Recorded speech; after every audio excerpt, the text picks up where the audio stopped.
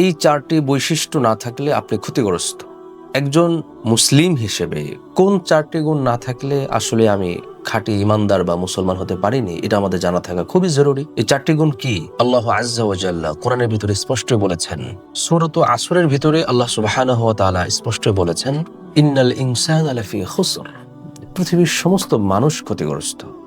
দেন যারা চারটি গুণে গুণান্বিত তারা ক্ষতিগ্রস্ত নয়, বরং তারা সফল আল্লাহর দৃষ্টিতে। তাদের মধ্যে রয়েছে প্রথমে ইল্লাল্লাযীনা আমানু, যারা ঈমান এনেছে। 2 নম্বরে ওয়া আমিলুস সলিহাতি, যারা নেক কাজ করেছে। ওয়া তাওয়াসাউ বিল হাক্কি, তৃতীয়তে আল্লাহ তাআলা বলেছেন যারা হকের উপর অবিচল রয়েছে। চতুর্থে আল্লাহ সুবহানাহু ওয়া তাআলা স্পষ্ট বলেছেন ওয়া তাওয়াসাউ বিস সবর। এই চারটি গুণ আমাদের জন্য অত্যন্ত জরুরি এবং গুরুত্বপূর্ণ। আল্লাহ সুবহানাহু ওয়া তাআলা এই চারটি গুণ আমাদেরকে ধারণ করার, পালন করার, লালন করার সব ধরনের সুযোগ আল্লাহ আমাদের দান করেন। আমাদের ভিডিওটি শেয়ার করতে পারেন এবং সেভ করে রাখতে পারেন।